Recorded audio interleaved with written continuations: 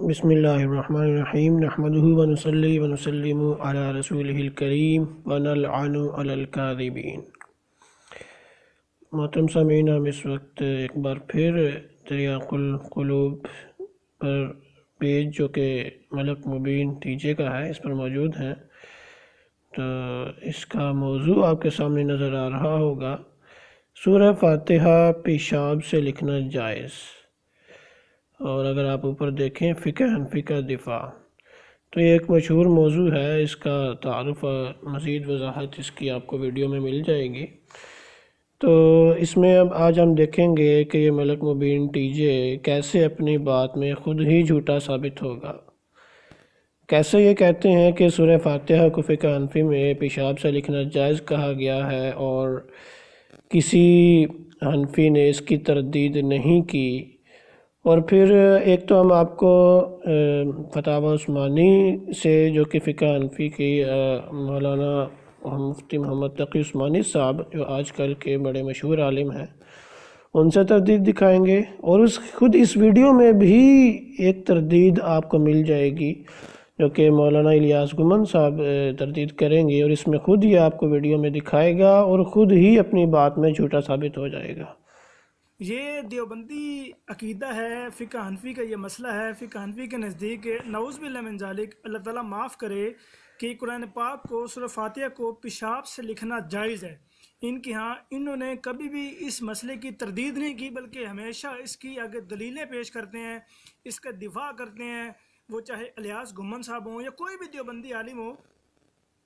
انہوں نے کبھی بھی اس مسئلے کی تردید نہیں کی، بلکہ ہمیشہ اس کی آگے دلیلیں پیش کرتے ہیں، اس کا دفاع کرتے ہیں، وہ چاہے الیاس گمن صاحب ہوں یا کوئی بھی دیوبندی عالم ہو، وہ اس کی آگے توضیحات بیان کرتے ہیں۔ اس کی کبھی بھی انہوں نے اس بات کا رد نہیں کیا۔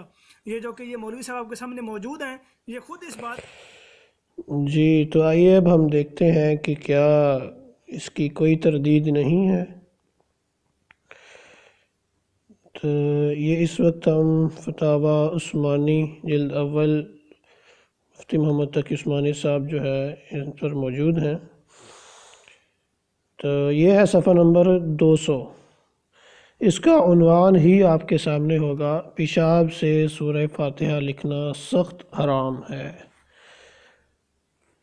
کسی نے انہی جیسے کسی بندے نے کوئی پمفلٹ تقسیم کیا، سوال آپ دیکھ سکتے ہیں کہ جن میں ان کی طرف منسوب کیا کہ آپ نے علاج کی غرض سے پیشاب سے سورہ فاتحہ لکھنے کے جائز ہونے کا فتویٰ دیا ہے اور آپ اسے جائز سمجھتے ہیں۔ تو جواب میں کیا فرمایا؟ میں نے ایسا کوئی فتویٰ نہیں دیا۔ پیشاب یا کسی بھی نجاست سے قرآن کریم کی کوئی آیت لکھنا بالکل حرام ہے، اور میں معاذ اللہ اسے جائز قرار دینے کا تصور بھی نہیں کر سکتا۔ جن لوگوں نے میری طرف یہ فتویٰ منسوب کیا ہے ان کی تردید کر چکا ہوں، جو روزنامہ اسلام کی 12 اگست 2004 کی اشاعت میں شائع ہو چکی ہے۔ تو وہ اپنی تردید بھی شائع کر چکے ہیں، اور یہ بالکل کیا کہہ رہا تھا کہ کسی دیوبندی عالم نے یا کسی حنفی نے اس کی تردید نہیں کی۔ اچھا، اور میری جس کتاب کا حوالہ میری طرف منسوب کر کے دیا جا رہا ہے اس کی حقیقت بھی میں نے اپنی تردید میں واضح کر دی ہے۔ وہ کوئی فتویٰ کی کتاب ہے ہی نہیں۔ فتویٰ کی کتاب تو یہ ہے جس کو دیکھنا چاہیے۔ آگے مزید آئیں تو صفحہ نمبر 199 ہے اب۔ اس میں آپ دیکھ سکتے ہیں قرآن آیات کی کثرت والی کتاب کو بغیر وضو چھونا جائز نہیں۔ تو اس ایک سوال کے جواب میں کیا فرما رہے ہیں؟ اگر کتاب میں لکھے ہوئے الفاظ کی اکثریت قرآنی آیات پر مشتمل ہو تو اسے بغیر وضو کے چھونا نہیں چاہیے۔ یہ آپ دیکھ سکتے ہیں، اسے بغیر وضو کے چھونا نہیں چاہیے، اور اگر قرآنی آیات کم ہیں اور دوسری عبارتیں زیادہ تو بغیر وضو چھوا جا سکتا ہے۔ تو جن کے ہاں قرآن کریم کا اتنا مقام ہو کہ اسے بغیر وضو کے چھونا جائز نہ ہو، بلکہ جو قرآن نہیں بھی ہے لیکن اس کتاب میں قرآنی آیات زیادہ ہیں اس کو بھی بغیر وضو چھونا جائز نہ ہو، تو ان کے متعلق یہ کس طرح دیدہ دلیری سے جھوٹ بول رہے ہیں کہ وہ قرآن جو ہے اس کو پیشاب سے لکھنے کو جائز کہتے ہیں۔ اب ہم آپ کو دکھاتے ہیں کہ یہ خود بھی مانیں گے اس ویڈیو میں کہ مانتی ہے کہ اس سورہ کی فاتحہ تردید کو پیشاب موجود سے ہے۔ لکھیں تو شفا مل جاتی ہے۔ اچھا طب بھی نہیں مانتی، یہ طب کا مسئلہ ہی نہیں ہے، اچھا۔ وہ یہ کہتے ہیں۔ ساتھ کہتے ہیں قرآن و حدیث بھی اس کی تائید نہیں کرتا۔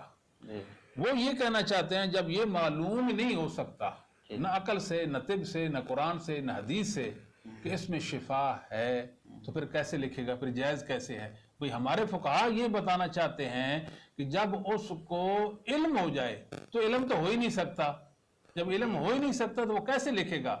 لفظ استعمال کیا ہے ان عالم فیہ شفاء لا باس بہ لیکن لم ینقل، اگر اس سے شفا کا علم ہو جائے تو جائز، لا باس بھی کوئی حرج نہیں ہے، لیکن لم ینقل یہ نہیں فرمایا لیکن لم یعلم، لیکن ان سے شفا کا ملنا معلوم نہیں ہے، فرمایا اس سے شفا کا ملنا منقول نہیں ہے۔ کیوں؟ معلوم ہونا تھا عقل سے، وہ ہو نہیں سکتا، طب سے ہو نہیں سکتا، تو باقی رہ گئی نا شریعت، تو جو بات شریعت میں ہو نا اسے کہتے ہیں کہ یہ بات منقول ہے، یہ وہ ہو نہیں سکتا، طب سے ہو نہیں سکتا، تو باقی رہ گئی نا شریعت، تو جو بات شریعت میں ہو نا اسے کہتے ہیں کہ یہ بات منقول ہے، یہ منقولات میں سے ہے، قرآن کریم میں ہے، یہ حدیث پاک میں ہے۔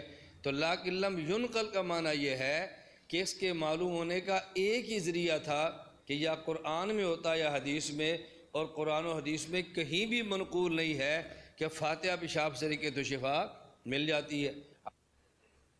ایک ہی ذریعہ تھا کہ یا قرآن میں ہوتا یا حدیث میں، اور قرآن و حدیث میں کہیں بھی منقول نہیں ہے کہ فاتحہ پیشاب سے لکھے تو شفا مل جاتی ہے۔ حالانکہ یہ تو یہ آپ نے دیکھا کہ گمن صاحب یہی بتا رہے ہیں کہ قرآن و حدیث میں کہیں منقول نہیں ہے، نہ ہی طب سے یہ بات ثابت ہے کہ سورہ فاتحہ لکھنے سے ثابت کیا نام ہے شفا مل جائے گی، تو وہ عدم جواز کی ہی وضاحت کر رہے ہیں کہ ایسا کرنا جائز نہیں ہے، لیکن یہ جناب پھر اس کے باوجود اپنی ہٹ درمی پر اڑے ہوئے ہیں، اور ویڈیو کا عنوان ہی یہ بنایا ہے کہ سورہ فاتحہ پیشاب سے لکھنا جائز، جبکہ خود ویڈیو میں تردید موجود ہے، اور آخر میں یہ پھر اپنی ہٹ درمی جو ہے اس کو ظاہر کریں گے۔ یہ دیکھتے ہیں جناب آخر سے جا کے۔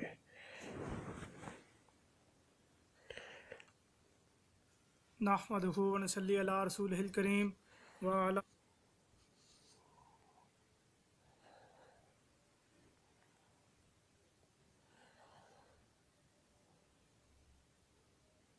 مگر ہمارے مخالفین اسی مسئلے میں پھنسے ہوئے ہیں۔ اللہ تعالیٰ ان کے حال پر رحم کرے کہ سورۃ فاتحہ کو پیشاب سے لکھنا جائز ہے، کچھ کہتے ہیں جائز ہے، کوئی کہتے ہیں جائز نہیں ہے۔ دوسرا یہ اہل حدیث ہیں، یہ اسی مسئلے پہ بحث کر رہے تھے کہ یہ جائز بالکل بھی نہیں ہے، بلکہ ایسا کہنا تو کفر ہے، ایسا کہنا تو صرف گمراہی ہے۔